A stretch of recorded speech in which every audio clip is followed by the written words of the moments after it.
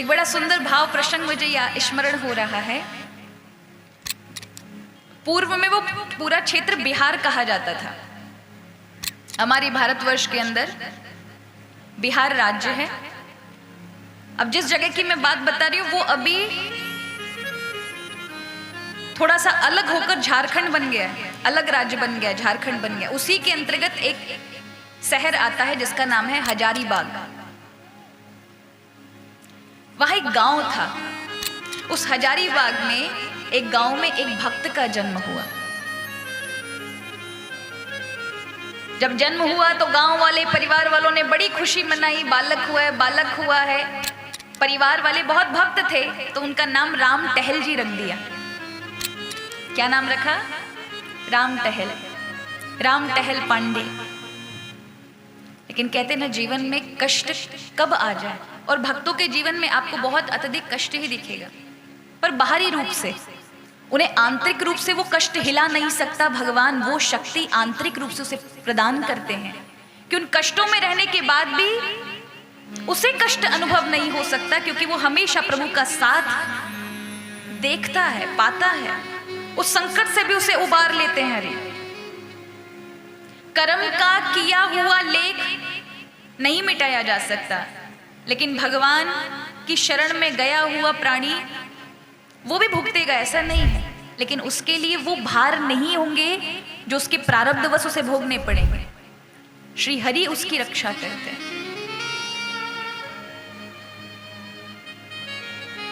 पर महाराज, जीवन में होनी ऐसी होती है, कई ऐसी होनियां होती हैं जिनको आप टाले नहीं टाल सकते। लेकिन ये जीवन में आपके परिवर्तन भगवान की ओर बढ़ने का होता है। इन जीवन के, इस भक्त के जीवन में महान कष्ट आया। ब्राह्मण परिवार से थे, नाम था राम टहल। 3 वर्ष के हुए कि उसी समय एक महामारी फैली, और उस महामारी में इनके माता पिता दोनों एक साथ स्वर्ग से धार गए। घर में एक बड़े भाई थे, एक भाभी थी, उन्होंने इनको पाला। अब बिना माँ बाप का बच्चा किस प्रकार का होता है आप समझते हैं। इन्हें फिर भी कहीं कोई दिक्कत नहीं। 10 वर्ष के हुए, अचानक चेचक की बीमारी फैली। उस चेचक की बीमारी में इनकी दोनों आंखें भी चली गईं, अंधे हो गए, सूरदास हो गए। अब सूरदास हो गए, घर में इतनी बड़ी भारी विपत्ति आ गई कि अकाल पड़ा, और उसमें उनके बड़े भाई की भी मृत्यु हो गई। अब विधवा भाभी, एक राम टहल, कोई नहीं बचा परिवार में। और ऐसी निर्धनता में कि भाभी को ही मांग करके लेकर आना पड़ता था, क्योंकि राम टहल तो अंधे थे, कुछ कर नहीं सकते थे। तो विधवा भाभी के साथ रहते थे, वही कुछ मांग कर लाती थी तो इनको खिला देती थी, खुद खा लेती थी। इनका जीवन ऐसे ही जा रहा था। कोई 20-22 वर्ष की आयु के पहुंचे होंगे कि अचानक इनके गांव में कथा होने को आई, भगवान की कथा। अब इन पर कोई काम तो था नहीं महाराज, आंखों से दिखता नहीं था। तो कथा में जाकर के पहुंच जाते, और कथा प्रभु की सुनकर इनको इतना आनंद होता, इनका हृदय रोमांच उठता, पुलकित हो जाते, नयनों से नीर बहते। भगवान के स्वभाव को देखकर प्रभु से हर दिन नया प्रेम होता, और करीब बढ़ते जाते। लेकिन कथा की भी एक अवधि है कि वो कितने दिन तक चलेगी, उससे ज्यादा नहीं चलेगी। तो 1 महीने की कथा थी गांव में। पंडित जी कथा करने के लिए आए थे, और वो कथा जब कह रहे हैं तो राम टहल जी बड़े आनंद में मगन होकर श्रवण कर। जब उनको पता चला मात्र 5 दिन है, तो पंडित जी के पास आते हैं और पूछ करके कहाँ पंडित जी ठहरे हैं वहां पहुंचते हैं। वो ब्राह्मण देवता के चरणों में, जो व्यास थे उनके चरणों में पड़ जाते। महाराज, मुझे कोई काम भी नहीं है, मैं आंखों से अंधा हूँ, मुझे आपकी कथा में बहुत आनंद आता है। आप हमको अपनी सेवा में रख लो, हम आपके कपड़े धो दिया करेंगे, आपकी सेवा कर दिया करेंगे, आपके पैरों की मालिश कर दिया करेंगे, बस हमको रख लो। क्योंकि हम इस कथा से छूटना नहीं चाहते, हमें कथा बहुत आनंद देती है। महाराज मुझे मत छोड़ो, मुझे बस कथा श्रवण करने को मिले, बस और कुछ नहीं मांगता आपसे। अब वो व्यास जी थे, उन्होंने कहा कि देखो राम टहल पांडे जी, तुम एक काम करो, कुछ करने की जरूरत नहीं है तुम्हें, सेवा करने वाले बहुत लोग हैं, तुम तो सिर्फ कथा सुनने के लिए आया करो। महाराज इसके बाद, बोले इसके बाद पास के गांव में, तो वहां भी आ सकते हैं? बोले हाँ आ सकते हैं। अब यहाँ ये राम टहल 5 दिन के बाद जब कथा गांव के अन्यत्र होती है, तो प्रतिदिन अपनी भाभी से वही रोटी बनवा करके और अपने महाराज गमछे में बांध के 4 मिर्चियों के साथ, और अंधे हैं, दिखता नहीं है, फिर भी खोज करते हुए अगले गांव तक पहुंच जाते हैं। वहां बैठकर पूरे शाम तक, दिन में भोजन करते हैं, शाम तक कथा श्रवण करते हैं और सांझ के सवेरे लौट कर आते हैं। यही उनका नियम। अब जहां भी कथा हो उनका यही नियम। इस तरह से वर्षों व्यतीत हो गए महाराज। बहुत दूर दूर तक कथाओं में जाते, पर उनका नियम था घर लौट कर आते थे। एक दिन भगवान भी बड़े कौतुकी हैं, अपने भक्तों की परीक्षा लिए बिना प्रभु रहते नहीं हैं। कोई प्रभु की ओर कदम बढ़ाए तो प्रभु पहले परीक्षा लेते हैं कि भैया ये सचमुच हमारी ओर आ रहा है या भी कुछ और मामला है। तो भगवान ने क्या परीक्षा ली? उस दिन इतनी घनघोर वर्षा हुई, इतनी घनघोर वर्षा हुई कि इतनी बिजली कड़कने लगी, पानी के पनारे बहने लगे, नदियां बहने लगी। अब भाभी ने आज रोटी नहीं बनाई उनके जाने के लिए। राम टहल आते हैं, कहते हैं भाभी हम कथा सुनने जाएंगे, हमको रोटी बांध दो। तो भाभी कहती है आज तो इतनी वर्षा है, कहीं गिर जाओगे, आंखों से तुम्हें दिखता नहीं है, और वर्षा में तो कोई व्यक्ति भी बाहर नहीं मिलेगा, कौन तुमको ले जाएगा, कहीं गिर गिरा जाओगे, एक तुम्हारा ही आसरा है और तुम भी चले जाओगे, तुम्हें कुछ हो गया तो फिर मेरा क्या होगा। भाभी ने कहा मैं नहीं जाने दूंगी। राम टहल कहते हैं भाभी तुम कह रही हो कि विपदा है, वर्षा है, अरे महाविपदा तो तब है कि जब मेरी भगवान की कथा छूट जाएगी, मुझे कथा सुनने जाना है। जिस दिन भगवान के नाम के बिना, सेवा के बिना दिन गुजरे, वो दिन दुविधा युक्त है। आपको नहीं भोजन बनाना मत दो, मैं तो ऐसे ही चला जाऊंगा। और गुस्से में अपना डंडा उठाया और भारी वर्षा में ही निकल गए। अब जा रहे हैं महाराज, वर्षा ऊपर से बिजली कड़क रही है, कोई मार्ग में नहीं है, गीला मार्ग है, पर धीरे धीरे कदम बढ़ा करके पहुंचते हैं। बस गांव से आधा किलोमीटर दूर ही उनको लगा कि गांव आ गया, उनको ऐसा आभास हुआ। तो सड़क से नीचे उतर गए। अब वो गांव से बाहर जंगल था महाराज, अब उनको लगा गांव आ गया, भारी वर्षा थी। जैसे सड़क से नीचे उतरे जंगल के अंदर पहुंच गए। अब उन्हें पता नहीं चला कि यहाँ तो पेड़ ही पेड़ दिखाई दे रहे हैं, झाड़ी दिखाई दे रही है, रास्ता भटक गए। और आगे गए और रास्ता भटक गए। आगे जाकर के पूर्व में एक कुआं लोग खोदते थे जंगलों के रास्ते अपने खेतों के लिए, उस पर चबूतरा तो बना नहीं था, वो गहरा गड्ढा ही था।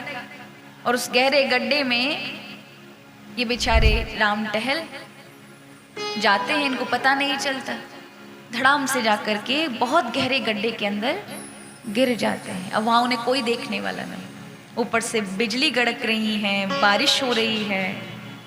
वहाँ बैठते हैं, रो रहे हैं। किसके लिए रो रहे हैं? उस समय भगवान से कहते हैं भगवान मैंने आज तक तुमसे कभी कुछ नहीं मांगा, मेरे जीवन में इतनी विपदा आपने दी, मैंने कभी नहीं कहा कि मेरा ये कष्ट हर लो। मेरे बचपन में माता पिता चले गए, फिर भी मैंने आपको कभी शिकायत नहीं की। रहा सहा मुझे अंधा कर दिया, उस पर भी मैंने आपको कभी कुछ नहीं कहा। मेरे बड़े भाई को भी आपने ले लिया, मैंने फिर भी नहीं कहा। निर्धनता का मुझे इतने बड़े थप्पड़ मिले जीवन के, फिर भी मैंने कुछ नहीं कहा। आज मैं आपको ये भी नहीं कहूंगा कि मुझे निकाल दो इस कुएं से। बस एक ही दुख है भगवान, आज आपने मेरी कथा का जो सुख मैं चाहता था वो भी मुझसे छीन लिया। कि आज मेरी कथा रह गई और रोने लगे। उसी समय भगवान श्री राम से देखा नहीं गया, वो वहां प्रकट हुए और एक युवा के रूप में आकर कहते हैं, अरे राम टहल जी, तुम तो अंदर गड्ढे में गिर गए हो। राम टहल जी अंदर से बोलते, अरे भैया अच्छा हुआ आप आ गए, ये गड्ढा नहीं है भैया, कुआं है। बोले कुआं नहीं है, गड्ढा है। बोले नहीं गड्ढा नहीं है, कुआं है भैया, हम नीचे बहुत नीचे गिरे हैं। भगवान बालक के रूप में, युवा बालक के रूप में आए हैं, 20 वर्ष के बालक के रूप में। वो कहते हैं तो अब तुम कथा तो अभी हुई नहीं है, पंडित जी बीमार पड़ गए, थोड़ी देर बाद होगी। तो राम टहल जी खुशी से एकदम झूम जाते हैं, अच्छा भैया कथा थोड़ी देर बाद में होगी, चलो क्या पता भगवान ने मुझे ही इसीलिए यहाँ पर पटक दिया होगा कि जिससे पंडित जी कथा के लिए मैं अगर जल्दी पहुँच जाता तो वहाँ बैठना पड़ता। कोई बात नहीं भैया, अब गांव वालों को बुला लाओ कि मुझे निकाल लें, मैं इस गड्ढे में फंसा हूं। तो उन्होंने कहा कि ये गड्ढा तो इतना सा है कि आप छलांग मार के बाहर आ जाओगे। और वो राम टहल जी कहते नहीं भैया ये बहुत बड़ा कुआं है, ये कोई गड्ढा नहीं है। तो राम जी कहते लो मैं अपना हाथ दे रहा हूं, इस हाथ को पकड़ के तुम आ जाओ। भगवान ने वो कुएं को, गहरे कुएं को गड्ढे के रूप में परिवर्तित कर दिया और हाथ दिया। तो राम टहल जी कहते हैं कि हाथ का क्या होगा, आप मेरा हाथ खुद पकड़ लो, मैं तो आंधरा हूं, मुझे नहीं दिखता आपका हाथ कहाँ है, आप ही क्यों नहीं पकड़ लेते। भक्त को भी भगवान को हाथ थमाना नहीं चाहिए, भगवान से कहना चाहिए प्रभु आप पकड़ ही लो। क्यों, मैं तो आशक्त जीव हूँ, कहीं भी फंस सकता हूँ, हाथ छुड़ा सकता हूँ, कहीं अनत्र दे सकता हूँ, लेकिन आप पकड़ लोगे ना तो मेरी हिम्मत नहीं है, क्योंकि मुझे पता है आप कभी छोड़ते नहीं, चाहे हम कहीं भी भटक जाएं लेकिन आप नहीं छोड़ोगे। तो आज जैसे ही राम टहल ने हाथ दिया, भगवान ने पकड़ करके उस गड्ढे से बाहर कर दिया। लेकिन स्पर्श पाते, भगवान का स्पर्श है ना साधारण मनुष्य का नहीं है, भक्त को तो पता चल जाता है। और उसके हृदय में एकदम से हलचल मच गई, एक अपार आनंद की अनुभूति हुई। दोनों हाथ पकड़ लिए। कौन हो, भगवान हो क्या, राम जी हो क्या, राघव जी हो क्या। अब राम जी अपना हाथ छुड़ाए, भैया हाथ छोड़ो, हमारा हाथ छोड़ो, हम तो यहाँ गांव के हैं, पंडित जी ने हमको कहा है कि निमंत्रण दे के आओ कथा का, हम तो लोगों को बुलाने जा रहे हैं कि अब कथा आरंभ होने वाली, आप हमको छोड़ो। अब राम टहल जी को लगता है कि गांव का ही कोई बालक होगा, चलो भैया बहुत अच्छा आपने हमको निकाल दिया। कथा में पहुंचे तो पंडित जी थोड़े से बीमार थे। पंडित जी को भी थोड़ी देर पहले ही राम टहल की भाभी आई और आकर के खाना दिया कि राम टहल घर से गुस्से में आ गए हैं, अभी तक पहुंचे नहीं क्या, ये उनका भोजन है, भूखे होंगे। ये सुना, उन्होंने कहा पंडित जी ने काम करो, अभी राम टहल आया नहीं है, आता ही होगा, तुम खाना रख जाओ। और एक पान का बीड़ा दे गई कि पंडित जी आपका स्वास्थ्य खराब है, इसमें जड़ी बूटी है, खा लेना, आपका गला ठीक हो जाएगा। अब महाराज पंडित जी ने पान का बीड़ा खाया। उस दिन कथा इतनी प्यारी हुई कि हर श्रोता भाव विभोर हो गया। और आज राम टहल जी ने भोजन किया तो उन्हें अपार आनंद हुआ। घर जाके उन्होंने भाभी को प्रणाम किया, भाभी हमको क्षमा करना, आपने मना किया, आपके ना जाते हुए भी हम गए तो हम कुआं में गिर गए, पर आपको हमारी चिंता थी, आप हमारे लिए भोजन लेकर आई। भाभी ने कहा मैं तो कहीं नहीं गई, तुम जाकर के मुझसे गुस्से में लड़के गए, मैं तो कहीं नहीं गई। ने कहा आप ये थाली और ये सब खाना लेके नहीं आई थी? बोले नहीं आई थी। उनको बड़ा आश्चर्य हुआ कि फिर कौन आया। वो फिर दूसरे दिन गए, पंडित जी से कहा पंडित जी क्या सच में आपने हमारी भाभी को देखा था कल भोजन लाते हुए? पंडित जी ने कहा हम झूठ बोलेंगे क्या, राम टहल हम कथा कहते हैं, हम ठाकुर जी का नाम लेते हैं, हम झूठ बोलेंगे? तुम्हें विश्वास ना हो तो यहाँ के गांव के प्रधान से पूछ लो। प्रधान जी ने कहा हमारे आंखों के सामने देके गई, बीड़ा देके गई, खाना देके गई। राम टहल कहते हैं हमारी भाभी ने तो मना कर दिया कि वो तो आई ही नहीं है, वो तो उस समय काम में ही व्यस्त थी। ये सुन करके महाराज पंडित जी को बड़ा कष्ट होता है कि हम रात दिन प्रभु का नाम लेते, हमें प्रभु ने दर्शन नहीं दिए, और इसको छुड़ाने के लिए, इसको खिलाने के लिए भगवान भावी का रूप धारण करके आए हैं। तो राम टहल जी से बोलते हैं, अच्छा तो तुम बताओ तुम कौन से गड्ढे में गिरे थे, ये बताओ। बोले गांव से आधा किलोमीटर दूर मुझे ऐसा लगा कि वहां पर कोई गड्ढा था, गड्ढे में गिरा था। एक बालक ने आके मुझे निकाला। वहां जाकर गए तो सच में वहां अंधा कुआं था, और उस अंधे कुएं में उनकी जो लाठी थे, उनके जो कपड़े थे, वो सब गिरे हुए थे। तब तो सबको महाराज विश्वास हुआ। उस दिन का दिन है। राम टहल जी ने कहा अब ये जीवन जब राम जी ने स्वयं आके हमें संभाला है तो घर में नहीं, अब राम जी के नाम पर ही जीवन गुजारेंगे।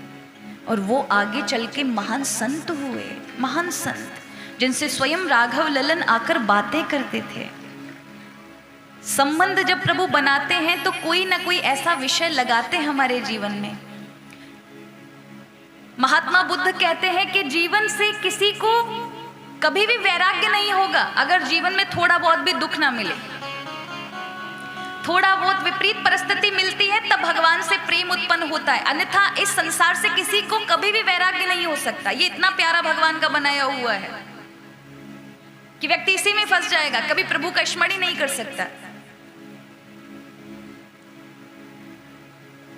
तो कहा कि जब व्यक्ति के जीवन में रोग भोग का भय ना हो, कोई अपने प्रिय छूटने का भय ना हो, जन्म मृत्यु का भय ना हो, तो फिर ये जन्मनि कश्च रतिर्न भवे।